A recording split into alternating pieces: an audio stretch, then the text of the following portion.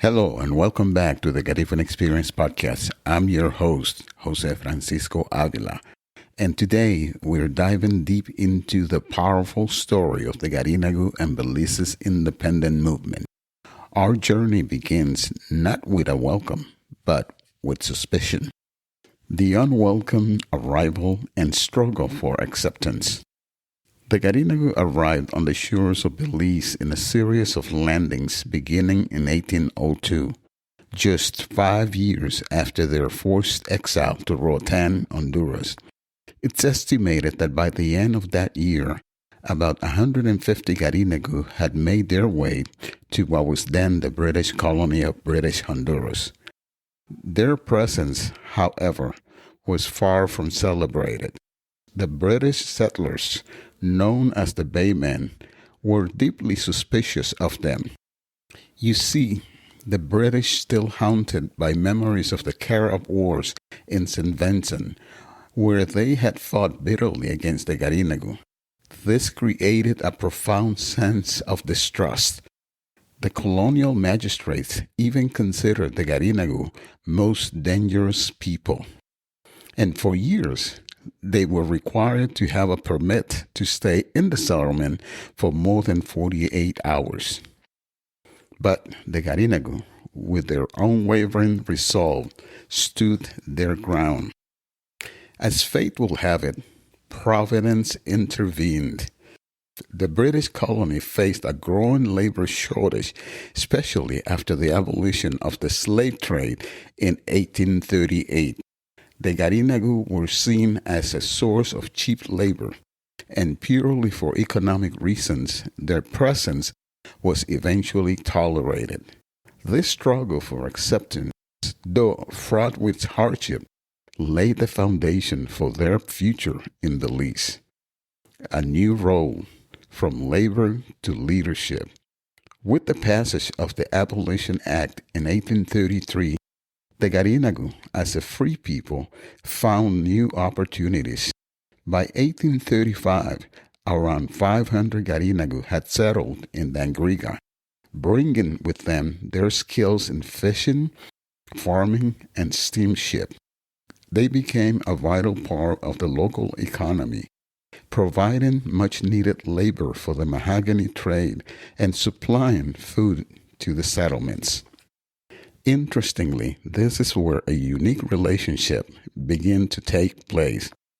The Catholic Church, and specifically the Jesuit missionaries, approached the Garinagu with an open attitude, a stark contrast to the British. In 1832, a Franciscan priest from Honduras arrived to minister to Garinagu refugees in the Mullins River area. This marked the beginning of a powerful bond between the Garinagu and the Catholic Church. Through this relationship, the Garinagu took on a new and influential role: education. They were quick to learn English, but never at the expense of their native language. By the early 1900s, Garinagu teachers were being recruited by Jesuit priests to spread education and the Catholic faith throughout all parts of Belize. The first two Garifuna teachers were Cirilo Gutierrez from Punta Gorda and Arzu from Barranco, 1892. This commitment to education will become a hallmark of the Garifuna people. In fact, the first Garifuna to be ordained, a Roman Catholic priest, Reverend Philip B. Marin, was ordained in 1934. His legacy paved the way for another significant moment, the ordination of Father Oswald Peter Martin as the first native Belizean and Garifuna Catholic Bishop of Belize just 48 years later in 1982. The rise of Garifuna activism, TV Ramos, and the birth of a holiday. The early 20th century saw the Garinagu gaining new insights and a renewed sense of self. Many Garifuna men served in World War I and World War II, fighting alongside British forces in Europe and Africa.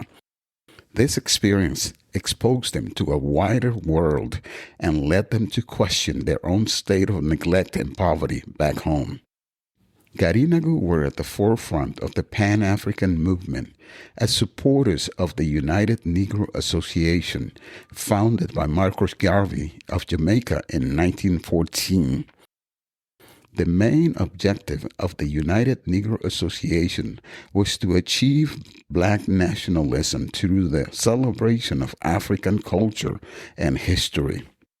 Mr. G.A. Nunez, a Methodist teacher and preacher, was the president of the local United Negro Association chapter. Around 1934, Major Allen Hampton Pryor, then governor of the colony, appointed a Captain Benny magistrate of the village of Stank Creek. This period was truly dominated by the work and zeal of a visionary leader, Thomas Vincent Ramos. As a contemporary of the great Marcus Garvey, Ramos was a dedicated member of the Universal Negro Improvement Association. His involvement ignited a fire in him, transforming him into a powerful advocate for civil rights and an ardent opponent of discrimination. He founded the Carib Development and Sick Aid Society to address the systemic neglect of healthcare for the Garinagu. But his most enduring legacy is cultural. Thomas Vincent Ramos was a true patriot who dedicated his life to preserving Garifuna heritage. In 1940, he and other leaders successfully petitioned the governor for a public holiday to commemorate the Garinagu's arrival. This led to the first official celebration of Garifuna's settlement date on November 19, 1941, in the Stank Creek district. Along with Alejo Benny, Thomas Vincent Ramos is celebrated as one of Belize's greatest patriots. Into the political arena, from activism to governance. With the legalization of trade unions in the 1940s and the achievement of universal adult suffrage in 1954, Garinagu began to enter the political sphere. Garinagu were at the vanguard in the evolution of Belize's governance, advocating for improved democracy to the suffragette movement and workers' unions. In the first two parliamentary elections after adult suffrage, 1954-1957, the Garinagu, through the election of Nathaniel Casher, 1954, and David McCoy and Faustino Zuniga in 1957. In 1954, Catarino Benguche contested the parliamentary election for the Stank Creek constituency. Max Arzu and Lem Benguche contested the Stank Creek constituency and Bernard Aviles the Toledo constituency. In 1965, Simeon Sampson, Gutzman Ellis, and Dennis Gonkes led a concerted effort to revive the Carib Development and Sick Aid Society. The ruling government saw this alliance of Garinagu as a serious threat reminiscent of the 1800s, so every effort was made to destroy the movement. In 1975, the name Stank Creek was changed to Dangriga, as advocated by the people themselves. Also in 1975, the name Black Carib was changed to Garifuna or Garinagu. In 1977, the government of the People's United Party declared Garifuna's Settlement Day a public and bank holiday throughout Belize. In 1979, Dr. Theodore Ted Aranda reached the highest political office held by a Garifuna, becoming the leader of the opposition. Assuming leadership of the United Democratic Party, a post he held until November of 1982. In 1981, the newly formed National Garifuna Council was created to coordinate and enhance the economic, cultural, and social development of the Garinagu. On October 7, 1982, Father Oswald Peter Martin made history by becoming the first native Belizean and Garifuna to be appointed Catholic Bishop of Belize. He served for 2 decades, and in 1977, he was bestowed with the Order of Belize, the highest honor a Belizean can receive. In 1982, Dr. Joseph O. Palacio, a celebrated Garifuna Belizean anthropologist, became the first Garifuna to earn a doctorate in anthropology from the University of California at Berkeley. His work has been instrumental in preserving and promoting Garifuna language and culture. As a founding member of the Caribbean Organization of Indigenous Peoples and author of works like The Garifuna, A Nation Across Borders, he has been a tireless advocate for his people. On December 14, 1984, Honorable Simeon Sampson and David McCoy were duly elected to office as members of the People's United Party. Meanwhile, 2 Garinagu members of the United Democratic Party, Silas Cayetano, was appointed senator, and Mrs. Doris Garcia was appointed president of the Senate. In 1988, Mr. Edmund Zuniga of Punta Gorda was appointed permanent secretary in the Ministry of Defense, becoming the first Garifuna to hold that position. In 1988, Sylvia Sarita Flores became the first woman mayor of Dangriga, serving 2 terms. In 1998, she became the first woman to be Speaker of the House of Representatives from 1998 to 2001, and later as President of the Senate from 2001 to 2003.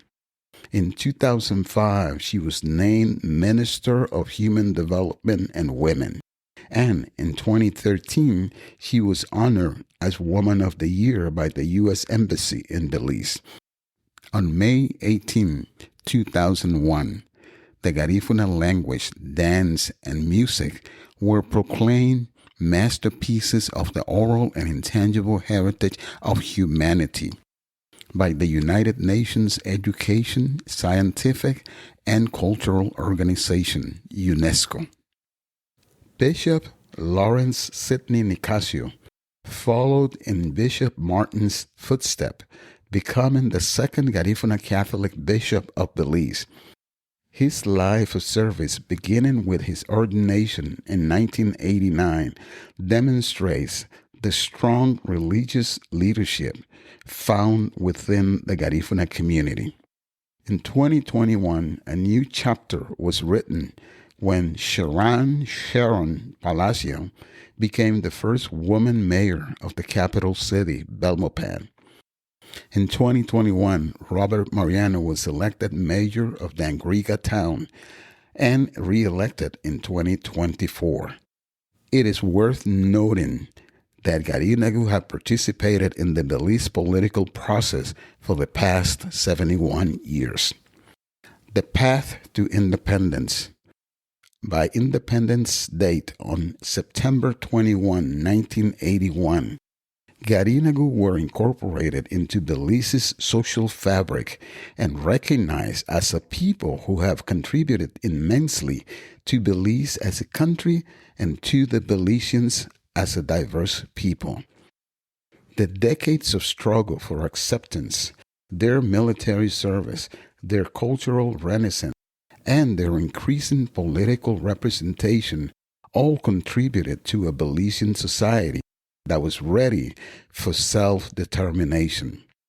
The Garinagu's unwavering resilience and fight for recognition mirrored the nation's own quest for sovereignty. The Garinagu's journey from marginalized refugees to celebrated patriots is a powerful symbol of Belize's own diverse and resilient character. Happy Independence Day, Belize. And that wraps up another illuminating episode of the Garifuna Experience Podcast. We've journeyed into the Garinagu and Belize's independence movement, exploring how their history of resilience and migration helped shape the nation of Belize we know today. Thank you for listening, and remember, the future of the Garifuna people is in our hands, and we are driving power, prosperity, and progress. Until next time, stay united, stay proud, Sungube Lida Aba, Ayo. Find new episodes of the Garifuna Experience Podcast every Tuesday. Follow the show on Apple Podcasts, Spotify, Amazon Music, YouTube, and iHeartRadio, or wherever you listen to podcasts. Don't forget to subscribe, rate, and review the Garifuna Experience Podcast. Your support helps us share our vital Garifuna experience with more people around the world.